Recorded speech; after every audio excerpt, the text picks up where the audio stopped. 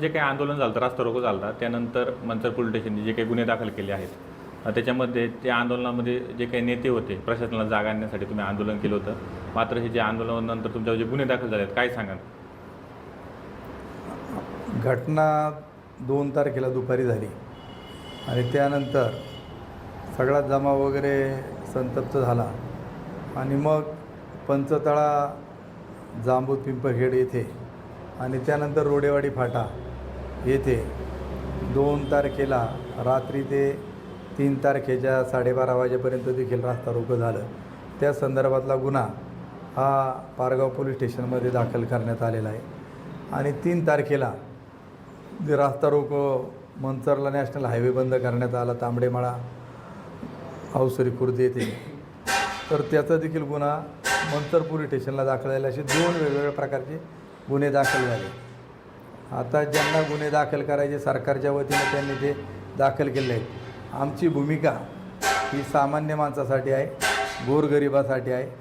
रास्ता रोकोच्या संदर्भामध्ये मी स्वतः माननीय जिल्हाधिकारी आणि माननीय जिल्ह्याचे पोलीस अधीक्षक संदीप गिल साहेब या दोघांनाही पत्र अगोदर पाठवलेलं होतं की आम्ही रास्ता रोको आंदोलन करणार आहोत. याच्या मागचं कारण देखील आपलं सर्वांना माहिती आहे की पुणे जिल्ह्यामधील आंबेगाव, जुन्नर, खेड, शिरूर हे बिबट्या प्रवण क्षेत्रामध्ये मोठ्या प्रमाणामध्ये बिबट्याचे हल्ले हे मानवांवरती झाले आणि आतापर्यंत 56 लोकांचा मृत्यू त्याच्यामध्ये झाला. 55 लोकं गेली पहिली, तरी देखील सरकारने कुठलीही ठोस उपाययोजनेचं पाऊल उचललं नाही. आणि मग एका 20 ते 21 दिवसाच्या कालावधीमध्ये जांबूत पिंपळखेड गावामध्ये 3 लोकं गेली. पहिली 12 ऑक्टोबर, 22 ऑक्टोबर आणि तदनंतर 2 नोव्हेंबरला. तरी देखील सरकारला जर ते बिबटे पकडण्यामध्ये, त्यांना शूट करण्यामध्ये जर कुठली भूमिका घेता येत नसेल, तर सगळ्या लोकांनी ठरवलं की आता आपण नॅशनल हायवे बंद केल्याशिवाय पर्याय त्या ठिकाणी नाही. आणि त्यानुसार तो रास्ता रोको आंदोलन ज्यावेळी करण्यात आलं त्यावेळी रात्रीची ऑर्डर काढण्यात आली 2 तारखेला रात्रीची, म्हणजे 3 तारखेला, की मला जिल्हाधिकाऱ्यांनी सांगितलं, SP नी सांगितलं, त्यानंतर फॉरेस्ट डिपार्टमेंटच्या अधिकाऱ्यांनी सांगितलं की तो बिबट्या शूट करण्याची ऑर्डर आम्हाला मिळालेली आहे. म्हटलं जोपर्यंत तो बिबट्या शूट होत नाही तोपर्यंत आम्ही मागे थांबणार नाही. जिल्हाधिकारी असतील, वनमंत्री असतील, पालकमंत्री हे येत नाहीत तोपर्यंत आंदोलन आम्ही चालू ठेवणार. आणि त्यानुसार ते आंदोलन करण्यात आलं. मला याच्यामधून एकच सांगायचं का हा देश पारतंत्र्यामधून बाहेर काढण्याकरता हजारो लाखो लोकांचं जीवाचं त्या ठिकाणी बलिदान झालं. कित्येकांनी वर्षानुवर्ष तुरुंगामध्ये त्या ठिकाणी काढलं. आज आमच्या डोळ्यादेखत बिबट्याच्या हल्ल्यामध्ये 56 लोकं जर त्या ठिकाणी गेली असतील तर आम्ही लोकप्रतिनिधी म्हणून काय नुसती बघायची भूमिका घ्यायची. म्हणून आम्ही ठरवलं की कुठल्याही प्रकारे सरकारला आता जाग आली पाहिजे म्हणून ठोस आम्ही भूमिका घेतली आणि रास्ता रोको आंदोलन केलं. आज आम्हाला त्या ठिकाणी रस्ता अडवला म्हणून तुम्ही आमच्यावरती गुन्हे दाखल करता. आमचा साधा सवाल आहे का ज्या बिबट्याने एवढ्या लोकांचा जीव घेतला तर त्याच्यात गुन्हेगार कोण? बिबट्या का बिबट्याला संरक्षण देणारं वन खातं का त्या खात्याचे मंत्री, राज्य सरकार का केंद्र सरकार? हे एक काहीतरी सिद्ध झालं पाहिजे ना. मग हा गुन्हा कोणावरती दाखल करायला की बिबट्या जर मोकाट असेल, वन सोडून तो जर लोकांच्या घरात घुसत असेल तर ही जबाबदारी कोणाची? त्यामुळं आम्ही त्याला काय घाबरत अजिबात नाही. काय करायचं ते करा, काय त्यांना आम्हाला सजा द्यायची असेल त्या प्रकारे द्यावी. परंतु लोकांना या 4 तालुक्यातली जवळपास 40 लाख जनता बाधित झालेली आहे की आज मुलांना शाळेत जायला सुरक्षितता नाही, शेतात काम करणाऱ्यांना सुरक्षितता नाही, अंगणात लहान मुलं खेळतात त्यांना सुरक्षितता नाही. मग अशा याच्यामध्ये सरकार जर त्याच्यामध्ये बघ्याची भूमिका घेत असेल तर आम्ही काय गप्प बसणार नाही. आंदोलन केल्यामुळं सरकारला तातडीनं बिबट्या शूट करण्याची ऑर्डर द्यावी लागली. त्याचप्रमाणे नुसते पिंजरे उपलब्ध करून तर तुम्ही कधी देणार? पिंजरे उपलब्ध करून देणार? आज बिबट्यांचं प्रमाण एवढं मोठं वाढलं आहे का फॉरेस्ट डिपार्टमेंटला देखील त्याची जाणीव नाही का आपल्याकडे किती बिबटे आहेत. त्यामुळे किती गुन्हे दाखल झाले तर आम्ही त्याला काही घाबरत नाही. आज पाहिलं गेलं तर बिबट्यामुळे नागरिक भयभीत आहेत. अजूनही बिबट्याचं संकट संपलं असं वाटत नाही. प्रशासनाला जाग आणण्यासाठी जर आंदोलन केलं असेल त्याच्यानंतर बिबटा शूट केला गेला. मात्र जर आंदोलन केल्यानंतर काय गुन्हे दाखल होत असतील आणि त्याच्यातूनही महिन्याला हेलपाटे मारायला लागत असेल तर एका बाजूला बिबट्याची भीती आणि दुसऱ्या बाजूला कायद्याची टांगती तलवार कुठंतरी सर्वसामान्य माणसाचं मरण होते का याच्यात? नाही, आता याच्या संदर्भामध्ये की आता त्याच्यात त्यांनी काही नावं दिलेत आणि काही की लोकांची नावं माहीत नाहीत. आता प्रथमदर्शनी आमदार खासदार जे मोर्चामध्ये होते त्यांची काय नावं याच्यामध्ये काही दिसत नाही. म्हणजे याच्यात सामान्य माणसाला भरडण्याचं चिरडण्याचं यांचं हे, परंतु काय त्यांना करायचं असेल ते करतील. परंतु आम्ही एकच या निमित्ताने सांगतो की रास्ता रोकोमुळं जर त्रास झाला असेल सरकारला वाटून, तर रोज ज्यावेळी जनता चाकणच्या ट्रॅफिकमध्ये सापडते, रोजचे 3-3, 4-4 तास लोकांना त्रास होतो, या ट्रॅफिकला जबाबदार कोण? याच्याबाबत तुम्ही कोणावर कारवाई करता? हा याच्यामध्ये गुन्हा कोणाचा आहे? सामान्य जनतेचा? तुम्ही रस्त्यांची न केलेली वाढतं शहरीकरण औद्योगिकरण याच्यामुळं न निर्मिती केलेले रस्ते, याला जबाबदार सरकार त्या ठिकाणी नाही. याच्यामध्ये मरण फक्त सर्वसामान्य माणसाचं होतं काय? ते गुन्हे दाखल करतात ते बिबट्याचं वरतून एक भय आहे, काय सांगा? नाही, मरण आता काय, आता जे जे आपण पाहत आहे आंदोलनाला सामान्य जनता स्वतःहून आली होती की पीडित कुटुंबातली लोकं तिथं बसलेली होती. म्हणजे ज्यांची मुलं त्याच्यामध्ये गेलेत त्या लोकांवरती तुम्ही गुन्हे दाखल करायला निघलेत. आता ते बोंबे परिवार आहे, हां, त्याच्यावर तुम्ही गुन्हा दाखल करणार आहात. तपासामध्ये तुम्ही ते जे बसलेले आहेत त्यांची नावं तुम्ही त्याच्यामध्ये घेतलेली आहेत, ज्या ज्या प्रतिनिधींना त्यांच्या कुटुंबातल्या राहता लोक सामान्य लोकांना तुम्ही भेटी धरता का? आंदोलनाला आमदार खासदारही होते, मात्र त्यांचं कुठंतरी FIR मध्ये नाव दिसत नाही. राजकीय वास येतो गेला. नाही, आता हे तपासातल्या गोष्टी आहेत आणि हे सगळे अधिकारी पाहायला होते तिथं कोण कोण होतं कोण नाही.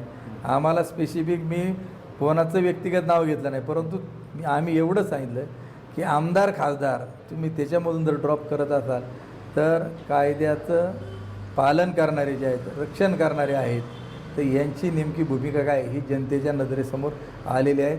मांजर दूध पितं डोळं दाखवून, परंतु पाहणारे तिथलं सगळे असतात. तशाच प्रकारे यांनी जे गुन्हे दाखल केलेत, ज्यांची नाव वगळलेत, हे सगळे मीडियाच्या माध्यमातून लोकांपर्यंत सगळे गेले की याच्यात कोण होतं आणि याच्यात कोणाला त्याचं जबाबदार धरलेलं जातं. त्यामुळं काय करायचं ते व्हायचं असेल ते होईल. आता तुम्ही सर्वत्र फिरता, सर्वसामान्य माणसाबद्दल जे गुन्हे दाखल झाले काल, त्याच्याबद्दल सर्वसामान्य माणसाच्या मनामध्ये काय भावना आहे, काय लोकांचा सूर आहे? नाही, आता याच्यात हे कळलं, आता हे आज जास्त व्हायरल झालेले आहेत. आता याच्या रिॲक्शन 1, 2, 4 दिवसामध्ये त्याच्या येतील आणि गुन्हे दाखल झाले म्हणून काय आपण कोणाची इथं काय दरोडा टाकला नाही का, चोरी केली नाही. त्याच्यामुळे असल्या याला काय, ज्याला लढायचे त्याने लढत राहायचं. अशा घटना घडत असतात, त्याला सामोरं जायचं. शासन प्रशासन सोबत काम करतं, कुठंतरी हा रोज प्रशासनासोबत शासनावर पण आहे काय गुन्हा दाखल याच्याबद्दल? आता हे आहेत ना, आता त्या दिवशी उपमुख्यमंत्री आले होते एकनाथराव शिंदे, त्यांनी सांगितलं की गुन्हे काय दाखल होऊ देणार नाहीत. लगेच वनमंत्र्यांनी सांगितलं की अजिबात गुन्हे काय दाखल करायचे नाहीत, हे नाही ते नाही. आता पाहू काय काय कोण कोण म्हणते, त्याच्यावरती योग्य वेळ आल्यावर सांगू. आंदोलन ज्यावेळेस चालू होतं कुठंतरी गदारोळ झाला, त्याच्यामध्ये काय वाटतं आंदोलन भरकवण्यासाठी कोण आलं होतं किंवा काय सांगा? त्यावेळी थोडा गदारोळ झाला होता, काय नक्की वातावरण काय होतं? त्या दिवशी मी सांगितलं, परवा मला एका पत्रकारांनी प्रश्न ज्यावेळी विचारला त्यावेळी मी सांगितलं की या तालुक्याच्या आमदारांनी एक स्टेटमेंट केलं की आंदोलन करून बिबट्याचा प्रश्न सुटणार आहे का? तुम्ही गेले अनेक वर्ष या तालुक्याचं प्रतिनिधित्व करत आहात, मग तुम्ही एवढ्या दिवसात बिबट्याचा प्रश्न का सोडवला नाही? आंदोलन करून जर सुटणारा नसेल, शेवटी तुमचं आलेलं अपयश, त्यामुळं जनता रस्त्यावरती आली आणि त्यांनी आंदोलन जनतेने उभं केलं आणि हे आंदोलन उभं केल्यानंतर तिथं प्रचंड मोठा जमलेला जनसमुदाय आणि त्याच्या माध्यमातून शासनाला याची दखल घ्यावी लागणार म्हणून त्यांचे काही बगलबच्चे आंदोलनस्थळी आले आणि आल्यानंतर आपण आलो आपलं गप राहायचं, ऐकत राहायचं लोकांच्या काय भावना आहेत. परंतु मध्येच उठून आंदोलनामध्ये काही ना काहीतरी त्या आंदोलन चिघळवण्याकरता तिथं मध्येच उठून आरडाओरड करायला सुरुवात केल्यानंतर तिथं लोकांनी काय केलं हे तुम्ही सर्वांनी पाहिलेलं आहे. आम्हाला त्यांना एवढंच सांगायचं आहे का तुमचा आंदोलनाला जर विरोध होता तर तुम्ही ती माणसं आंदोलन चिघळवण्याकरता पाठवली होती का? हा आमचा प्रश्न त्यांना आहे की हे तुमचे बगलबच्चे कशासाठी तिथं आले होते? तुम्ही सांगताय त्यावेळी, तुम्ही ज्यावेळी सांगितलं त्यावेळी ते हजर होते. यांचं तिथं काय काम होतं की आंदोलन चिघळायचं आणि आंदोलनकर्त्यांवरती याचा रोष सगळा आला पाहिजे, हा त्यांचा त्याच्यामागचा हेतू होता. आता हे झालं, मात्र बऱ्याच वेळा असं आपण 2-3 दिवस बाईट पाहतो की जे काही बॉम्बे कुटुंबियाचे नातेवाईक आहेत ते आधी वळसे पाटलांविषयी आताच्या आमदार आहेत त्यांना आले नाही किंवा त्यांच्याबाबत थोडंसं नाराजी होती त्यांची. मात्र त्यानंतर पुन्हा ते खुश होतात, ते परत नाराज होतात, ते तुमच्यावर नाराजी दाखवत होते. काय चाललंय नक्की, हे त्यांच्यावर काय दबाव येतोय, काय होतंय नक्की नाही, काय? ते काय मला माहीत नाही. घटना झाल्यापासून जनता एकदम बॉम्बे परिवार असेल ते ग्रामस्थ चिडलेले होते. 2 तारखेला त्यांनी आम्हाला अडवलं होतं, ते तुम्ही पण पाहिलं. आणि नंतर ज्यावेळी पुढे काय करायचं काय नाही ते मृतदेह देखील PM करण्याकरता पाठवत नव्हते. मी स्वतः नंतर तिथं जाऊन त्यांना विनंती केली आणि PM करता तो मृतदेह मंचर ग्रामीण रुग्णालयामध्ये पाठवला. पहिले तर रोज देत होते, त्याच्यानंतर वळसे पाटला, त्याच्यानंतर कुठंतरी तेच करू शकतात, त्यांनीच केले, आता असं म्हणतात. ते त्यांना विचारा. मी जे केलं जे खरं आहे ते सांगतो की 2 तारखेला त्यांना सांगितलं, त्यानंतर PM ला इथं आली. त्यानंतर त्यांनी सांगितलं की मृतदेह जोपर्यंत कलेक्टर, वनमंत्री, पालकमंत्री कुणी येत नाही तोपर्यंत इथून हलवायचा नाही. मग रात्रीचं 2 वाजता जिल्हाधिकारी आणि SP स्वतः आले. जिल्हाधिकारी यांनी फोनवर चर्चा केली आणि मग तिथं निर्णय घेण्यात आला की बॉम्बे परिवाराशी चर्चा करून की आता आपल्याला सकाळी तिथं अंत्यविधी करायचा आहे. आणि जिल्हाधिकाऱ्यांनी सांगितलं की मी 12-12:30 वाजेपर्यंत तिथं येतो आणि मग आंदोलन स्थगित करण्यात आलं आणि तो विधी उरकवण्यात आला. 2 तारखेला काय अडचण आली नाही, 3ला काय अडचण आली नाही, 4ला काय अडचण आली नाही, 5ला म्हणजे 3 तारखेला जिल्हाधिकारी आले, 5 तारखेला 6 तारखेला उपमुख्यमंत्री आले आणि 7लाच हा U-टर्न का झाला की त्यांना विचारा तुम्ही. आंदोलनावर गुन्हे दाखल केले, त्या आंदोलनाचा आवाज गुन्हे दाखल करून कायमचा लावायचा प्रयत्न चालू आहे. भविष्यात अशी कोणती आंदोलन होऊ नये किंवा कोणत्या मोठ्या प्रमाणात जमून एक विरोध व्यक्त करता येऊ नये. लोकशाहीमध्ये प्रत्येकाला आंदोलन करण्याचा घटनेने दिलेला तो अधिकार त्या ठिकाणी, त्यामुळे अधिकारावर कोणी बाधा आणू शकत नाही. त्यामुळे आम्ही या पुढच्या काळामध्ये देखील जर जनतेच्या संदर्भामध्ये सरकारने काही दखल घेतली नाही तर योग्य वेळी योग्य आवाज उठवण्याचं काम हे सतत करत राहू आणि लढत राहू.